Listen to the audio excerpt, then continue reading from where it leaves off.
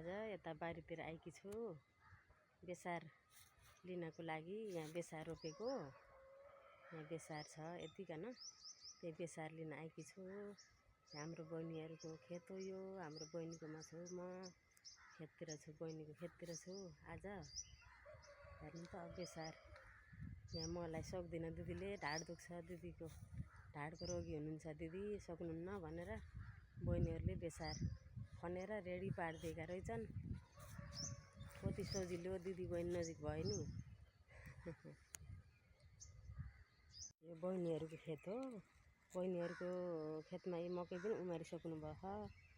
बहिनी ज्वाइँले यी आमाहरूले सबै मकै उम्रिसकेको छ। यहाँ तोरी पनि छिनेर अर्को उताको खेतमा मटर छन्, यिनी खेतमा मकै पनि उम्रिसकेको छ। अनि यता धनियाँ पनि फुलिसकेको रहेछ, फलिसकेको रहेछ, फुलेर नि हो भन्दा। बेसारको थुप्रो यहाँ रहेछ, हाम्रो बेसारको थुप्रो रहेछ। यता बेसार यहाँ थुपारेर राखिदिनुको भएको रहेछ ज्वाइँले बहिनीले। ल हेर्नु त बेसार कति राम्रो फलेको रहेछ। यति राम्रो फलेको बेसार, ल हेर्नु त, यो हाम्रो बेसार हो, मैले लगाएको बेसार हो। यति राम्रो बेसार रहेछ। कति आउने हेर्छन्, चाना काटेको हजुरहरूलाई देखाउँला। मैले रोपेको हो, दिदी बहिनीले आधा आधा भागमा यहाँ बेसार रोपेको, आधा भागको बहिनीहरूले, बहिनी ज्वाइँले लानुभएको रहेछ बेसार। मेरो भाग यहाँ खनेर राखिदिनु भएको रहेछ, फलेको रहेछ। यस्तो छ है, यहाँ आँपको बुट्टा छ यो, यहाँ यता हरियाली छ सबै। तर यहाँ यसरी छेक्नु भयो रहेछ, यहाँ मटर टमाटरहरू खान्छ शीतले भनेर होला यसरी गर्नुभएको आमाले। यो बहिनीको जेठानीको घर हो, हरियाली फुलहरू रोप्नुभएको छ, घरहरू, यिनी खेत सबै हाम्रो बहिनीको र यतापट्टि जेठानीको हो, बहिनीको जेठानीको। यिनी लसुनहरू कति राम्रा छन्, कति राम्रो बनाउनु भएको रहेछ, त्यही राम्रो छ। गरे के हुन्न र, जे पनि त हुन्छ। यहाँ आरु रहेछ, ल हेर्नु त, आरु त्यो पाहाडमा त आरु हुन्थ्यो, यहाँ तराईमा त मैले आरु त खै खासै देखेको त थिइनँ। यहाँ छ, रोप्नुभएको छ, फुलेको पनि रहेछ है। अब फल्न के आँट्छ है, यो आरु फल्न के आँट्छ, फुल्न त फुल्यो, आरु पनि रहेछ। यति आयो के अरे, एक बार अलि भरि छैन, यति आयो। बेसार काट्दा कति हुन्छ है साथीहरू, मैले देखाउँछु। बेसार काट्न सुरु गरिसक्यो साथीहरू हामीले। बेसार खै बोरामा त धेरै देखिन्थ्यो, यहाँ फिजाड्दा त यति पनि देखिन्न। यी धोएर यहाँ गानाहरू यहाँ धोएर यहाँ काट्नको लागि रेडी गराइएको छ। यहाँ आमाले थोरै काट्दै हुनुहुन्छ, यो पखालेको हो। अनि यो पखाल्न बाँकी छ, अनि बिउ पनि राख्न पर्यो अब आइँसलको लागि, होइन, बिउ पनि चाहियो। अनि यो अब मैले बिउको लागि बिन्दैछु, बिउको लागि बिन्दैछु। अब राम्रो राम्रो बिउलाई राख्न पर्यो के अरे। अब फेरि रोप्ने होला, के महिना रोप्छन् आमा, चैतमा कि वैशाख अरे। हुन त कसैले खन्ने पनि उतिखेर रोप्ने पनि गर्नुहुन्छ के। राम्रो राम्रो यहाँ बिन्न पर्यो।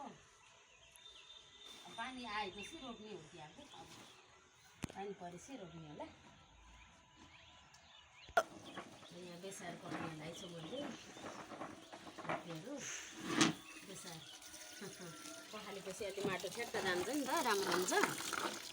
त्यही भएर यहाँ पखाल्नु पऱ्यो भनेर।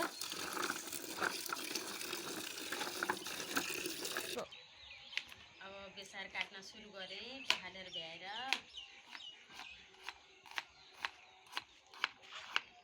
हातले खासै भयो नि, हात काटेछ। यसरी छिटो हुन्छ भनेर यसरी काट्न लागेको छु।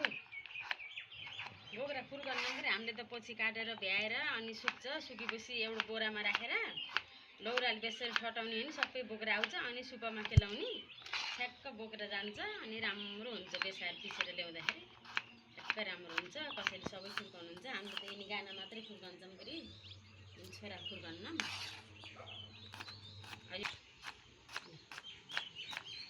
काट्न ल्याइरहेको छु बेसार। कति हुन्छ काटेर भ्याउँदा, सुक्दाखेरि कति हुन्छ है। पोहोरको पनि काटेको चाना छ, पोहोरको र अहिलेको गराएर घाम पुऱ्याउनु होला के अरे। अहिले यति भएको छ, त्यही भए पनि हामीलाई घरलाई त पुग्छ, किन्न त पऱ्यो होइन।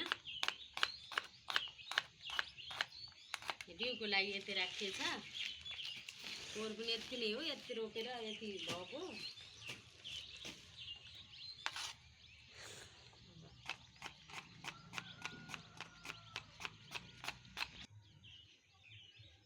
बेसार पनि काटेर भ्याइयो, अब बेसार सुकाउँदै छु मैले साथीहरू। यति भयो बेसार, हेर्नु त बेसार यति भएको छ। यतिको कति आउने होला,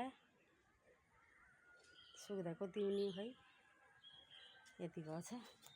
यहाँ अलि बाक्लो भयो, यहाँ पातलो बनाउनु पर्यो कि।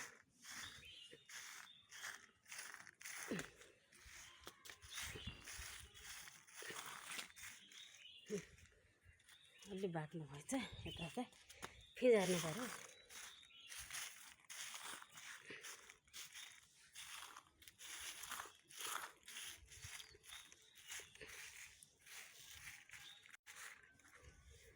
ल बेसार काटेर सकियो।